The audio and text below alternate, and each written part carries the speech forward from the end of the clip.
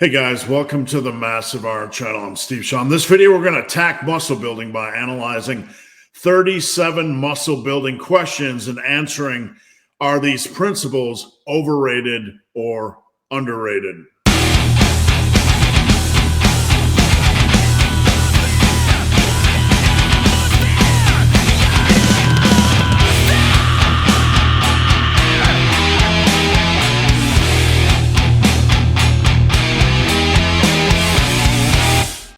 Before I get into this topic, if you have any questions or comments, drop them down below. The best topic ideas I turn into videos just like this. If you need coaching, I'd love to work with you. Check out the link below. All right, let's get into it. I got an overrated or underrated. We're going to look at 37 muscle building topics or questions or areas of concern, and I'm going to rate them overrated or underrated. I'm going to be quick. This is going to be more machine gun style, so I don't drag out this video into 2 hours. So let's go. These questions are from Team Massive. Come join us at teammassiveiron.com. All right, overrated or underrated? Number one, training frequency. Training frequency is overrated. It's something you really don't have to worry about. If you look at this is something that triggers people, but if you look at all the pool of lifters over the last 40, 50 years, and how they trained. We had a big period where people just used body part splits and frequency and upper lowers.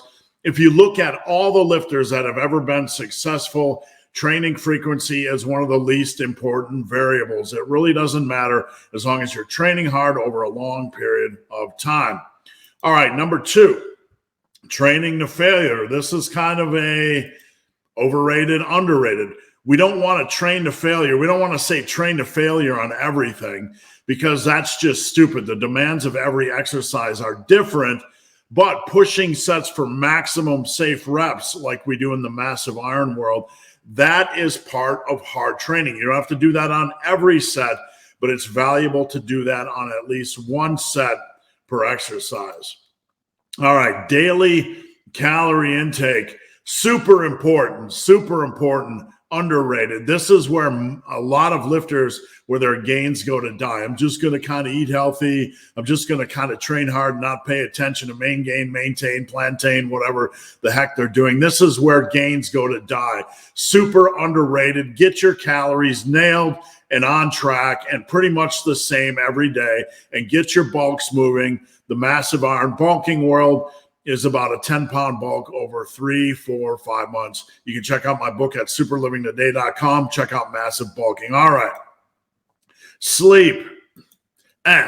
We tend to, it tends like sleep is not going to kill your gains. Like if your sleep is up and down, it's not going to kill your gains. The body is not that fragile.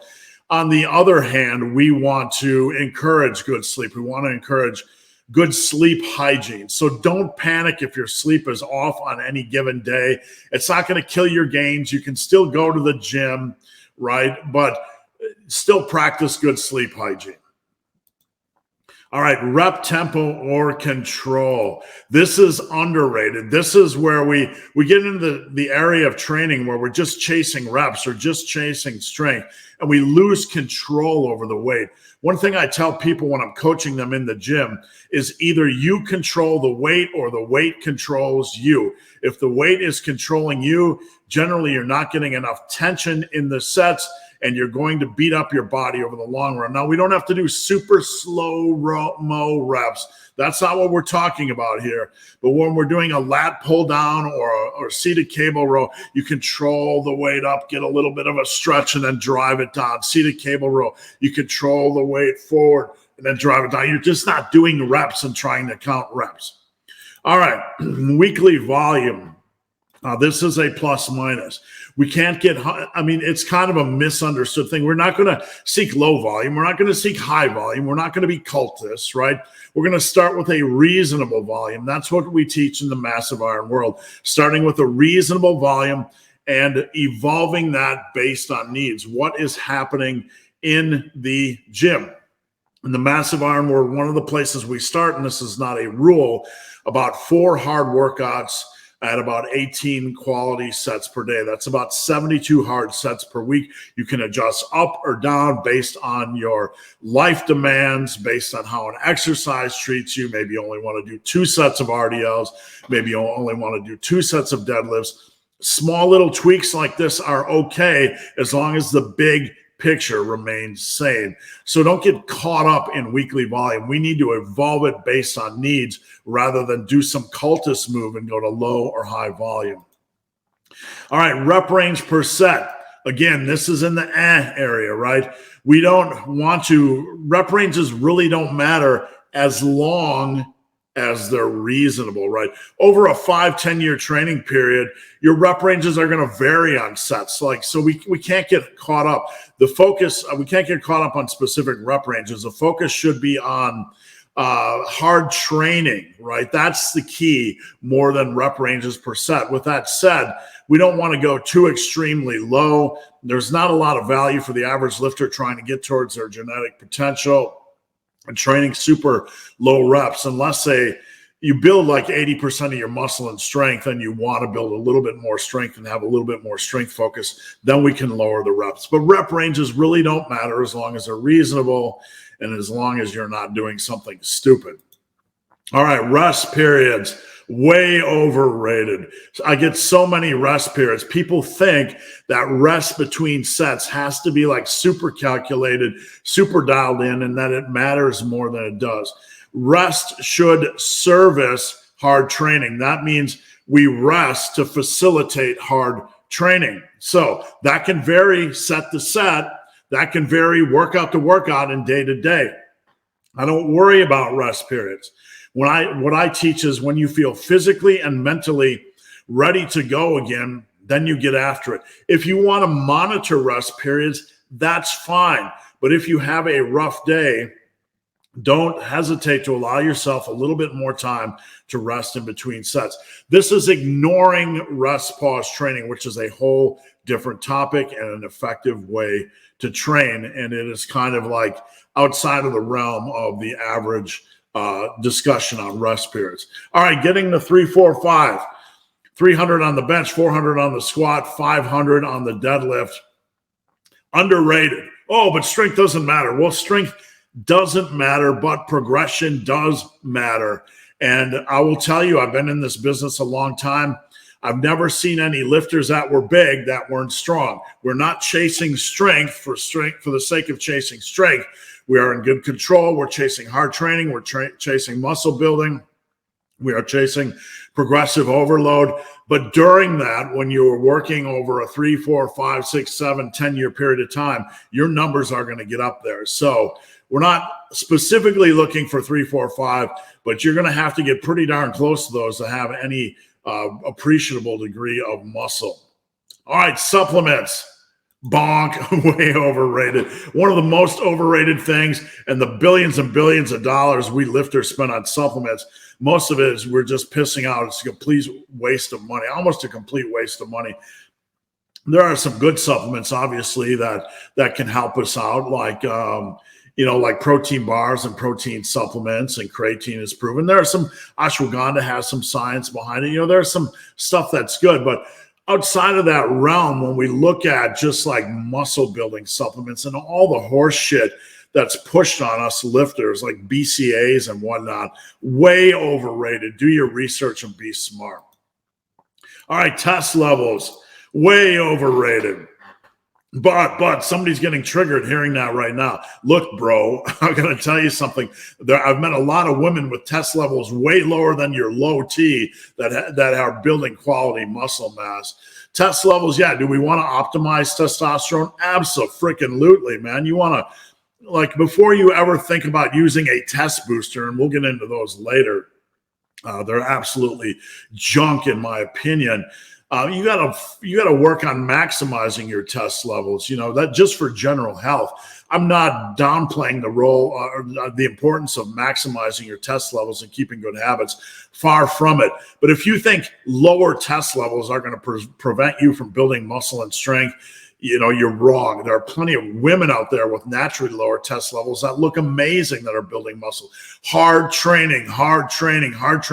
You do that and you nail your nutrition, your test levels are going to start to rise anyway, and you're going to build muscle. The body is not that fragile. Get over it. All right, a good program. Right?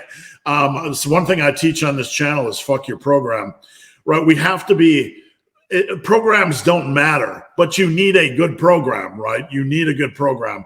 But even still, you could put me and 10 other guys that like Jeffrey Verity Schofield or, Alex from Alpha Destiny or, Alex Leonidas or whatever, Bald Omni Man on a crappy program, and we'd still probably maximize it quite a bit, right? So even a poor program worked hard is going to get better results than a good program worked like shit.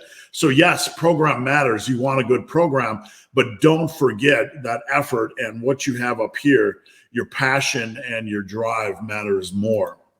Exercise variety, underrated. Like too much minimalism in this industry. You need a reasonable exercise variety. You need, we're not talking about excesses. Like you don't need to overstuff your workouts with a ton of exercises, but it's good to have 3 or 4 exercises in the massive iron world. I like to have 4 exercises per body part per week. And you can A-B split these a little bit and work some variations in on alternating weeks. But when you look at targeting a specific muscle group, each exercise is going to hit it slightly different. There are nuances here.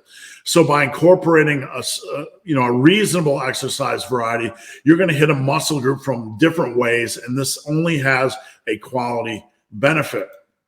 All right, switching exercises. Should we switch up our exercises? Bonk, way overrated. Switch them to what? I've been using basically the same pool of exercises for 38 years. Are you in the gym to kind of switch up things and make things fun? I'm sorry to tell you, but resistance training is punch the clock. That doesn't mean you can't try new exercise variations that are in the muscle building family. You certainly can, but you don't have to switch them. There's no need to switch exercises if you like the exercises you're doing. That's a stupid concept. All right.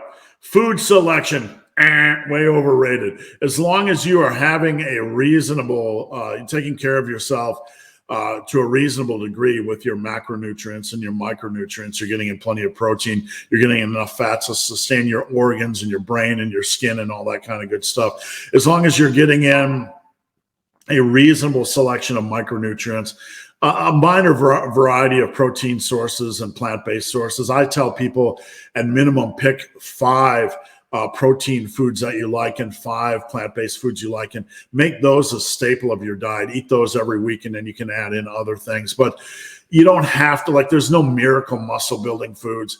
You don't have to eat fish if you don't want to eat fish, right? You don't have to even eat greens if you don't want to eat greens. When it comes to plant-based food, we get caught up in eat your veggies. And we're like, we have to eat broccoli and cauliflower and carrots. Bah. You know what I eat for plant-based? I eat jalapenos, I eat onions, I eat mushrooms, I eat strawberries, blackberries, things like that. I eat the plant-based stuff I like because it is rich in nutrients, and we have to think well beyond just eating your veggies. Food selection doesn't really matter as long as it's reasonable. All right, creatine. Right. I'm always on the fence about creatine. And I think, it's the most researched muscle building supplement on the planet, outside of maybe protein, right? It's worthy of your consideration. There's no downside. There's no hype. But then again, it only gives about a 1% advantage, right? So it's really up to the individual. It's not that expensive, though. In this day and age, everything's expensive, right? But you have to decide if it's worth the extra 1%. So I kind of leave that on the fence for the individual. I've been on and off over the years. I train the same with it as I train without it. I just kind of, when you get into that mental zone where you're really in a groove with your training, and you're just going after it hard and heavy, and you're in a really good pattern and really good, habits and everything, I don't really notice. I don't really miss it. That's as honest as I can get. Confusing the muscles. There's no need to confuse the muscles, folks. The muscles don't have brain cells. They're not thinking. You can confuse the muscles with progressive overload and hard training and by using a reasonable exercise variety. If you constantly switch up your exercise every week, yes, you're going to get sore. That's going to confuse the muscles in a bad way because you never get to move on to performance. Like, if you put in a new variable, it'll take 2 or 3 weeks to acclimate to the unique demands of that variable until you can start running with performance, right? The body is just adapting to a new stimulus. If you're sitting on the couch and you've never lifted and you go to the gym and just do a small minor workout, you're going to get sore. You're confusing the muscles because you haven't done this before, but that doesn't mean like it's just going to stay that way forever, right? After 2 or 3 weeks or after a break-in period, that's when things really matter. That's when our performance starts to increase. That's when we can facilitate performance increases because the body has adapted to the base level, the basics of this exercise, and now we can run with performance. And this is where things get important, right? Just trying to switch up exercises every week or every workout is a fool's game. You're going to get sore. You're gonna beat up the body, but not in the way we want for muscle building. We want to get used to these exercises physiologically from a neurological standpoint. We want to have that central nervous system connection, that wiring that connects us with this exercise, and then we can get on to performance. All right, let's move along. BCAAs, come on, just trash. Way overrated. Don't ever spend your money on this crap. The only way BCAAs are ever worth it is if you want to add flavor to like a water drink. You just, and you like something like a BCAA. I mean, I think there is some maybe minor research, and correct me if I'm wrong, because I really don't care about BCAAs, that if there's a long period of fasting, there might be some benefit to having some BCAA intake. But again, the body's not that freaking fragile. If you train hard and you're getting in your calories and protein, you're going to be fine, in my opinion. But if you have these long periods of fasting or dehydration or underhydration, maybe check it out. Team no rest days. Let's train every day, right? Way overrated. You need rest, man. I'm going to tell you, if you are training hard and don't find yourself craving a rest day, you're probably not training hard enough. Or maybe you're just 19 with superhuman testosterone levels and recovery levels. But team rest day is way overrated. Eventually, it's going to catch up to you. You're going to have a tendency to pick up overuse injuries and just beat the living crap out of your body. If you find yourself wanting to train more than 5 days a week, there are specialization periods where we can do this and it's okay. But year in and year out, if you're training hard, a week in, a week out, if you're training hard and 6-7 days a week, and you're pushing for progressive overload, you're going to beat up your body eventually. So just be smart. Team rest days is way overrated. Walking, way underrated. We think about cardio, and the bodybuilding world pushes cardio and treadmill cardio and gym cardio, and we have endless number of cardio machines in the gym, and those are absolutely fine if that's what you like doing and the weather is shit and you live in Canada, right? But walking is way underrated. Get out, get in the sun, get your vitamin D, get around nature. There's so much research and so many indications that just being outside in the sun and in nature is not just good for our health, but our mental health. That daily activity, walking, is low impact. Walking can involve, some inclines and declines, some elevation changes. It's just good for you. It's good for your mental health. It's good for your physical health, and it doesn't punish the body. Way underrated. Meal timing. And let me explain. Why am I saying on meal timing? Because we don't have to worry about it in the sense that it's super critical, right? We don't have to time our meals perfectly, or else we're going to lose gains. The body is not that fragile. With that said, there are certain times where it makes sense to time your meals more intelligently.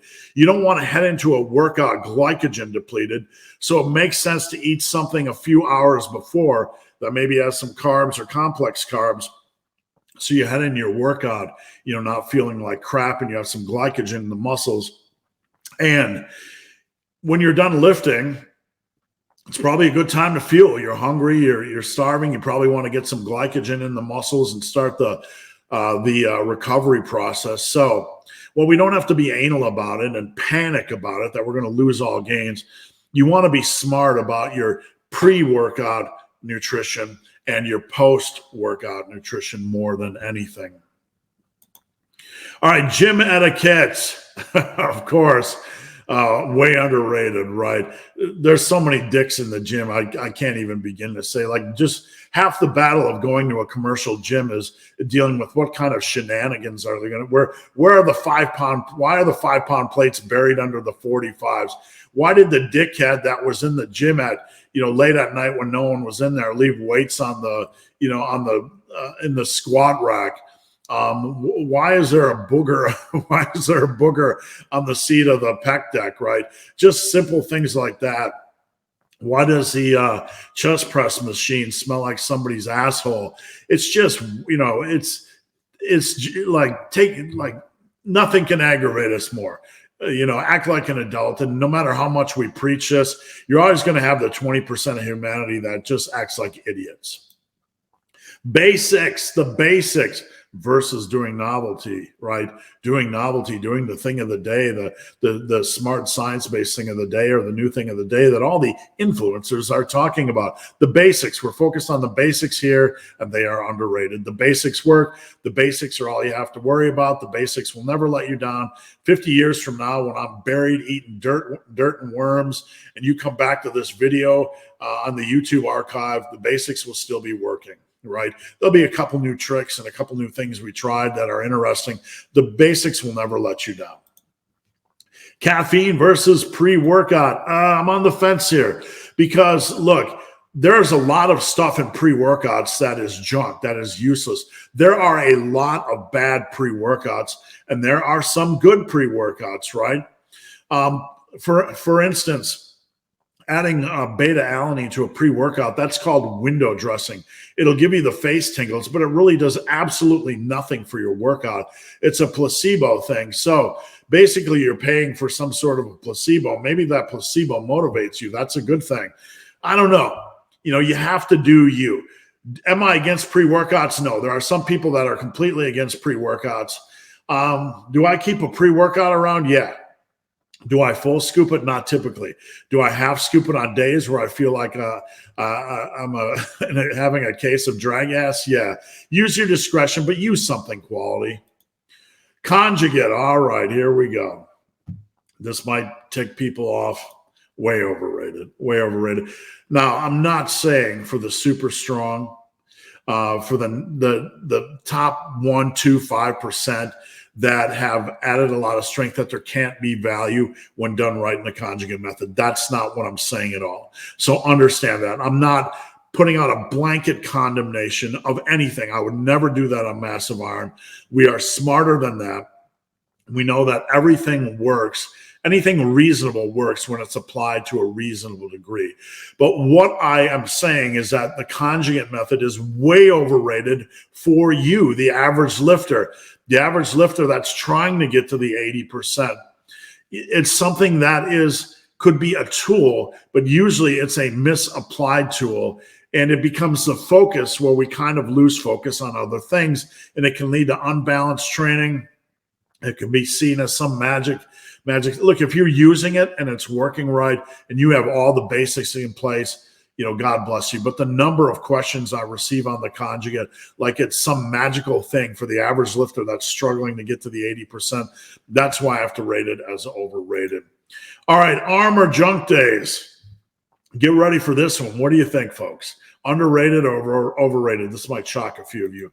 Underrated. I think arm and junk days are a beautiful thing. I really do. If you have time to add in an arm junk day, add it in like on a Saturday. There's nothing more enjoyable for me than having worked my ass off during the week on work and lifting and running and nutrition to get to Saturday to have kind of a fun, relaxing arm day, where there's not a lot of big compound movements, where I can do some of the stuff I couldn't fit in during the week. I don't always like to squeeze in everything during the week. My schedule is packed. Maybe I want to do abs on arm junk day. Maybe I want to do more biceps. Maybe I couldn't squeeze that in after back day because I was exhausted. Maybe I was exhausted after my chest and shoulder work, and I want to put some more triceps work on the arm or junk day. Rear delts. I'm neglecting my rear delts. Let's do it on an arm or junk day. I'm neglecting my abs, my calves. An arm or junk day is a good day to fill in the gaps when you don't have time during the week, when you're hitting all those big compounds, when you're hitting all those major muscle groups. I think they're way underrated as a concept. All right, face pulls, way overrated. Now, I'm not saying they can't be useful. I'm not saying if you use them, you need to dump them.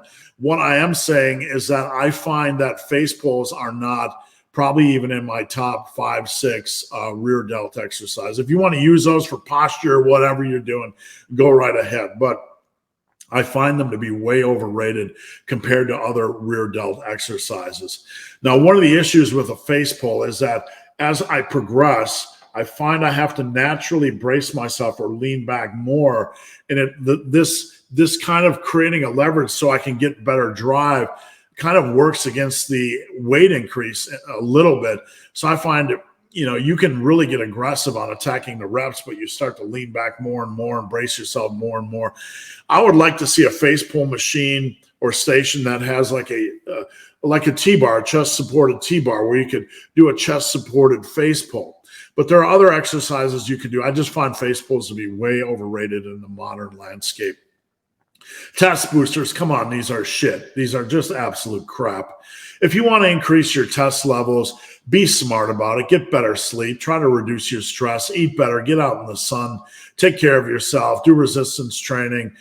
Do some decent form of cardio where you get your heart rate up. Have more sex. There's so many things you can do to raise your test levels.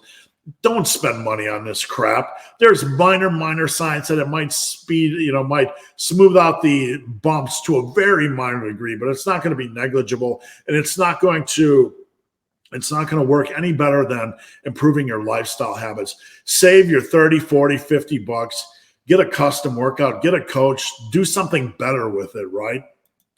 Glute workouts. You're all waiting. You're all waiting to see what the answer is. This. Way overrated, way overrated. Here's why, and hear me out. I'm not against glute specialization. I'm not against glute days, just like I'm not against arm days, right? The problem is most people don't train glutes right, or they're not training. People that with glute workouts, generally they're filled with so many fluff exercises, or people that do them are neglecting the major exercises that build the glutes to begin with. So it's like, why are you going to do a glute workout if you're not really focused on the big compounds that build your glutes in the first place, right? Why are you going to do a glute workout if you're not focused on progressive overload in that zone? And why are you going to do a glute workout if it's filled with just mediocre glute exercises? So not against glute workouts when done right, but usually they're done wrong. All right, we're almost done. Eat every 3 hours. All right. So basically, we don't want to be in the class of lifters that's obsessive compulsive. I have to eat every 3 hours or I'm going to lose all gains. That's stupid. That's nonsense. The body is not that fragile. With that said, it makes more sense. And there is some research to say that eating every 3.5 and 4 hours is probably a better way of doing things for gains. Now, don't get all upset if you're fasting or whatever. I'm not that kind of guy. I don't believe the body is that fragile. But if we want to talk about micro optimization, eating every 3.5 and 4 hours is probably a reasonable idea if you are serious about muscle building in the long run, most days. Killing your gains. Are all these things that are killing your gains underrated or are they overrated? They're way, way, way overrated. The body is not that fragile. The body is not that fragile. And these cultists, these wacko influencers that are constantly telling you exercises or how often you eat or what kind of foods are killing your gains are absolutely full of crap. They're just full of nonsense. The body is not that fragile. The body is simply not that fragile. If you train hard and eat right, you're going to make gains. And all this micro management horse crap is just a waste of your time. Mind-muscle connection. Is a mind-muscle connection overrated or underrated? A little bit of both. Let me explain.